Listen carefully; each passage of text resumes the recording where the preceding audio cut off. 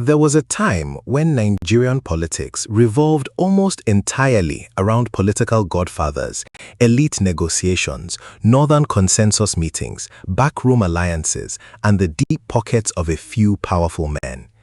In that Nigeria, Atiku Abubakar was a formidable force. He understood the machinery, mastered the networks, and knew how to survive politically across different eras and parties. But Nigeria has changed. The country Atiku first dominated politically is no longer the country standing before us today. A new generation has emerged, impatient, angry, connected, outspoken, digitally organized, economically frustrated, and deeply distrustful of the old political class. The rules of engagement have shifted dramatically, yet Atiku appears trapped in a political time capsule from 2 decades ago. After 6 failed presidential attempts, many Nigerians are beginning to ask a difficult question.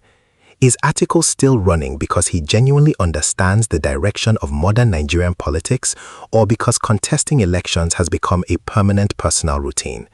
From the SDP era to AC, from PDP to APC and back again, Atiku's political journey has increasingly looked less like a national mission and more like an endless pursuit of a lifelong ambition that refuses to end. Every election cycle brings another declaration, another coalition, another "this time is different" moment, yet the outcome remains the same. Nigeria moved. He did not.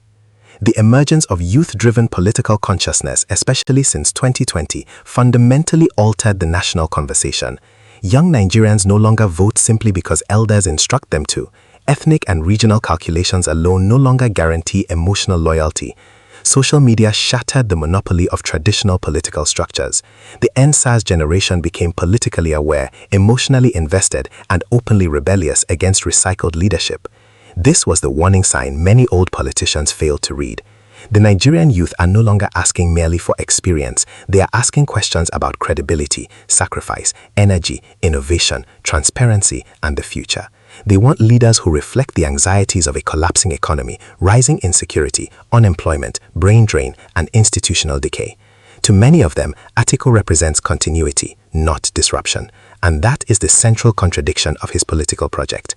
For decades, he has campaigned as the candidate of change while simultaneously embodying the very establishment many Nigerians blame for the country's decline. He has been present in nearly every major political era since the return to democracy in 1999. If Nigeria has not worked for millions of young people during that period, then naturally many will ask, why should the same generation of politicians continue rotating power amongst themselves? The uncomfortable truth is that Nigerian politics is undergoing a generational revolt. Not a perfect one, not a complete one, but an unmistakable one.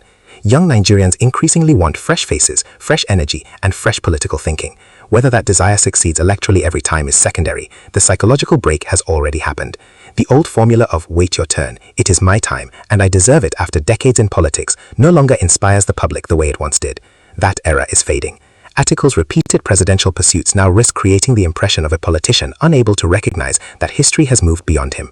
Rather than appearing determined, he increasingly appears politically stuck, chasing an office with the desperation of unfinished personal business while the country itself searches for a new direction.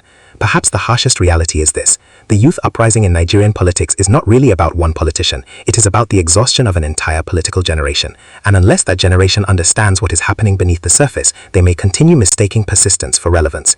Nigeria's youth have arisen, and their message is becoming clearer with every election cycle. The future cannot permanently belong to the past.